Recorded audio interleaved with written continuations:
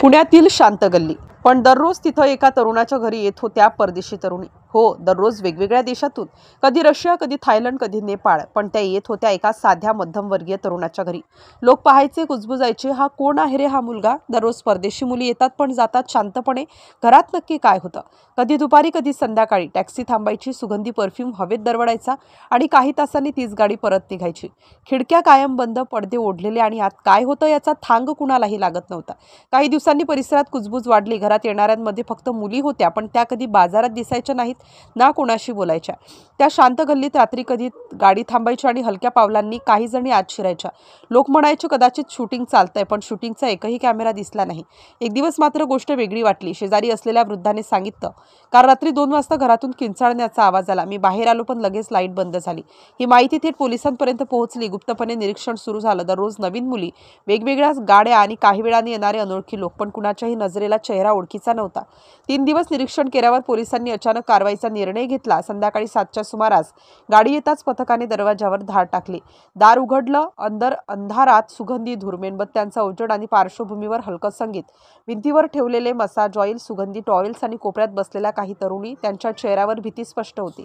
Police आत गेले तर समोर दिसलं मजल्यावर पसरलेल्या बेडशीट्स, कपाटात ठेवलेले परदेशी पासपोर्ट्स आणि एका लॅपटॉपमध्ये सुरू असलेलं बुकिंग सॉफ्टवेअर.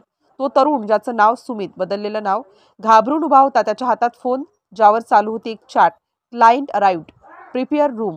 पोलिसांनी चौकशी सुरू केली.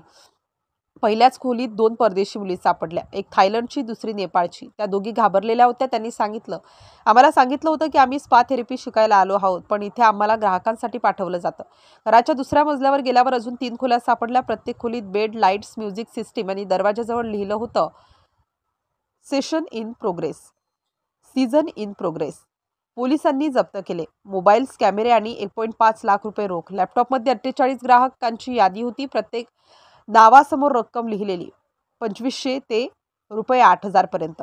आणि त्या व्यवहारांचे रेकॉर्ड्स, पेटीएम, गुगल पे आणि काही क्रिप्टो ॲड्रेस.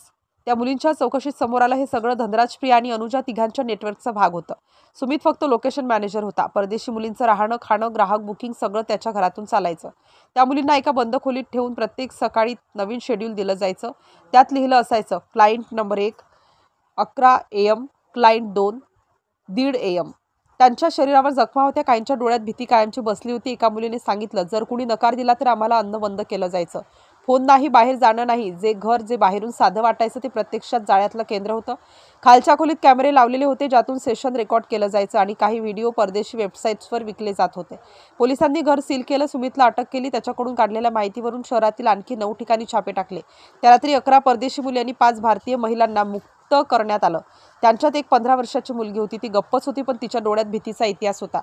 संपूर्ण कारवाई 6 तास चालली. प्रत्येक खोलीतून पुरावे मिळाले, पावत्या, लिस्ट आणि ग्राहकांचे मेसेजेस. त्या लॅपटॉपमधील शेवटचा मेसेज होता, टुमारो न्यू अरायव्हल्स, रूम बँकॉक. आणि तो वाचताच सर्व थांबले, कारण ही फक्त एक घटना नव्हती, हे होतं एका शांत गल्लीत दिवसा ढवळ्यात चालणारं काळं वास्तव.